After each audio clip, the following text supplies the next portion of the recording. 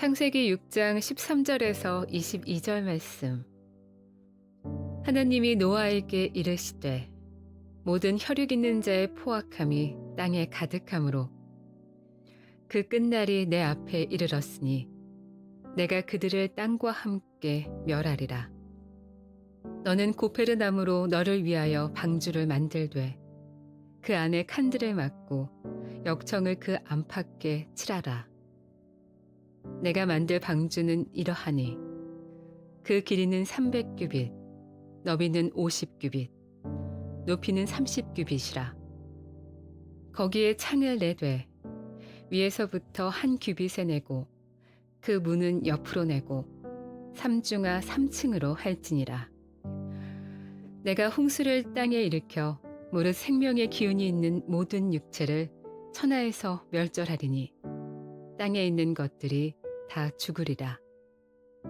그러나 너와는 내가 내 언약을 세우리니 너는 내 아들들과 내 아내와 내 며느리들과 함께 그 방주로 들어가고 혈육 있는 모든 생물을 너는 각기 암수 한 쌍씩 방주로 이끌어들여 너와 함께 생명을 보존하게 하되 새가 그 종류대로 가축이 그 종류대로 땅에 기는 모든 것이 그 종류대로 각기 둘씩 4개로 나아오리니 그 생명을 보존하게 하라. 너는 먹을 모든 양식을 4개로 가져다가 저축하라. 이것이 너와 그들의 먹을 것이 되리라. 노아가 그와 같이 하여 하나님이 자기에게 명하신 대로 다 준행하였더라.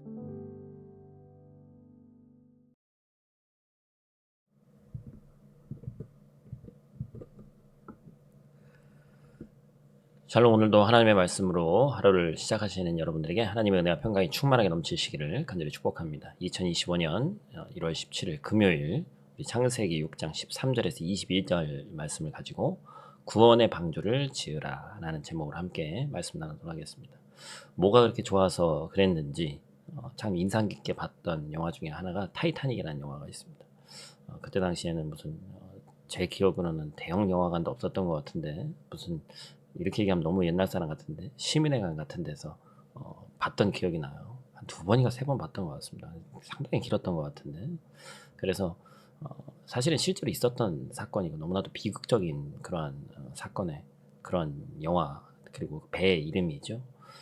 그래서 사실은 뭐 세상에서 제일 유명하게 사람들에게 알려진 배가 타이타닉이다 이렇게 얘기를 합니다만 사실은 이 성경에 나와 있는 노아의 방주만큼 유명한 배는 사실 없죠. 그래서 사람들이 많이 궁금해합니다. 왜냐면 또 디테일하게 성경에 이렇게 만들라고 기록이 되어 있기 때문에 얼마나 컸고 어떻게 생겼을지 어떤 동물까지 탔을까 막 그런 것을 얘기하면서 또 과학적으로 증명을 하려고 하고 좀 상당히 쉽지 않죠. 그런데 사실 성경의 그런 관점이 어디에 있느냐, 우리가 창조 과학 뭐 이런 것도 물론 있습니다만 성경의 모든 내용을 사실 과학으로 밝힌다는 것은 무리가 있습니다. 성경은 확실한 주제가 있죠. 인간의 구원에 초점을 맞추고 있기 때문에 모든 것을 고고하기나 또 그러한 것들로 다 밝히기는 쉽지 않다. 그래서 오늘 본 말씀 가운데 방주의 그 모양이나 재료가 어떠했는지 그것보다는 이 방주에 담긴 신앙적인 메시지 또 구원의 하나님의 모습에 대해서 우리가 함께 나누는 귀한 시간 되기를 축복합니다. 오늘 본 말씀 통해서 우리가 첫 번째로 기억해야 될 것은 나와 내 집을 구원하는 언약의 공간이 방주다라는 것입니다. 17절과 18절 말씀 우리 한번 같이 읽겠습니다. 내가 홍수를 땅에 일으켜 무릇 생명의 기운이 있는 모든 육체를 천하에서 멸절하리니 땅에 있는 것들이 다 죽으리라. 그러나 너와는 내가 내 언약을 세우리니 너는 내 아들들과 내 아내와 내 며느리들과 함께 그 방주로 들어가고. 아멘. 홍수가 일어나면 천하에 있는 그 모든 것들이 멸절된다. 그렇죠? 그래서 결국에는 하나님께서 이렇게 땅에 호흡하는 모든 것들이 죽게 될 것이다. 이렇게 얘기하셨어요. 그리고 120년 정도 지나고 이 홍수로 영을 지닌 모든 사람이 죽게 된다라는 것이죠. 그런데 18절 말씀 보니까 하나님께서는 노아와는 언약을 맺으십니다. 너희는 죽지 않는다. 그리고 반드시 너희들을 구원해 주실 것이다.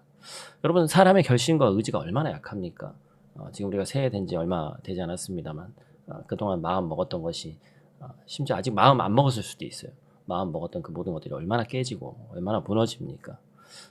그러나 하나님께서 하시는 그 말씀은 그 맹세는 절대로 무너지지 않습니다. 하나님께서 노아를 구원하시겠다 언약하신 것은 우리에게도 의미가 있죠.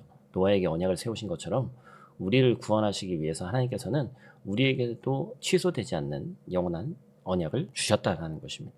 그 언약의 주는 바로 예수 그리스도시죠. 하나님께서는 우리와 예수 그리스도라는 새롭고 영원한 언약을 세우셨습니다. 그래서 저와 여러분이 지금 이 자리에 함께 있는 것이죠.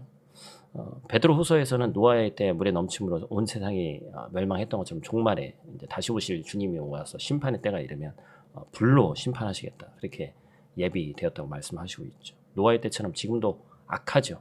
어제도 말씀드렸습니다만 너무나도 악하고 악합니다.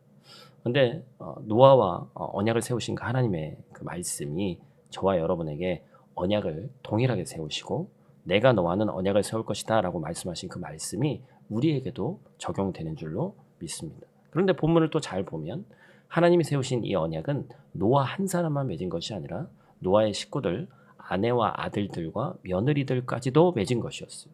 그래서 노아뿐만 아니라 노아가 의인이 되고 하나님과 동행하는 자가 되니까 그의 식구들까지 언약의 대상이 되었다라는 것입니다.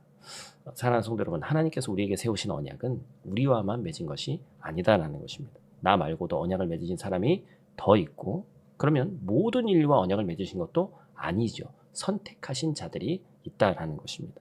노아와 함께 방주에 탄 노아의 식구들이 있었던 것처럼 오늘날의 구원의 방주인 우리 교회에 함께 올라탈 사람들이 있습니다. 하나님께서는 오늘 말씀하고 계시죠. 너와 내 온 집이 방주로 함께 들어가라.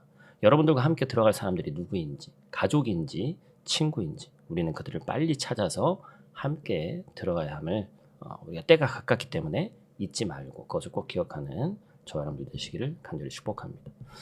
두 번째로 우리가 기억해야 될 것은 방주는 인간과 생물들이 같이 있는 공동의 공간이었다는 거예요. 19절과 20절 말씀 또 같이 읽겠습니다. 혈육 있는 모든 생물을 너는 각기 암수 한 쌍씩 방주로 이끌어들여 너와 함께 생명을 보존하게 하되 새가 그 종류대로 가축이 그 종류대로 땅에 기는 모든 것이 그 종류대로 각기 둘씩 네개로 나아오리니 그 생명을 보존하게 하라. 아멘.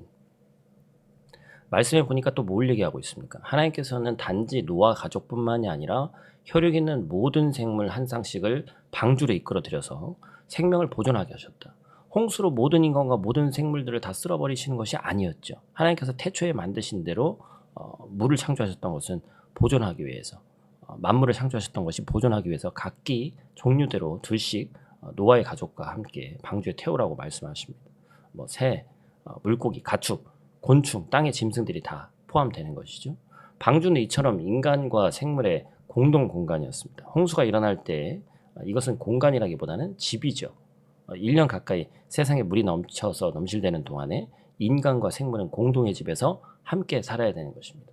그런데 비단 방주에서만 공동체이냐? 그것이 아니죠. 하나님이 창조하신 인간과 생물들은 땅이라는 동일한 집을 공유합니다. 그래서 모든 생물은 필연적으로 인간의 타락과도 깊은 연관이 되어 있다는 거예요. 그래서 첫사람 아담이 타락할 때 다른 생명들도 영향을 받았다. 그리고 지금 홍수로부터 구원받을 때도 동일한 방주를 공유하고 있다는 것을 기억해야 되죠.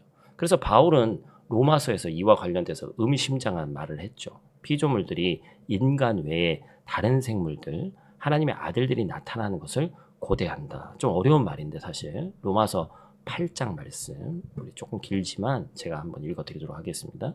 피조물이 고대하는 바는 하나님의 아들들이 나타나는 것이니 피조물이 허무한데 굴복하는 것은 자기 뜻이 아니요 오직 굴복하게 하시는 이로 말미암음이라. 그 바라는 것은 피조물도 썩어짐에 종노릇한 데에서 해방되어 하나님의 자녀들의 영광의 자유에 이르는 것이니라. 피조물이 다 이제까지 함께 탄식하며 함께 고통을 겪고 있는 것을 우리가 아느니라. 아멘.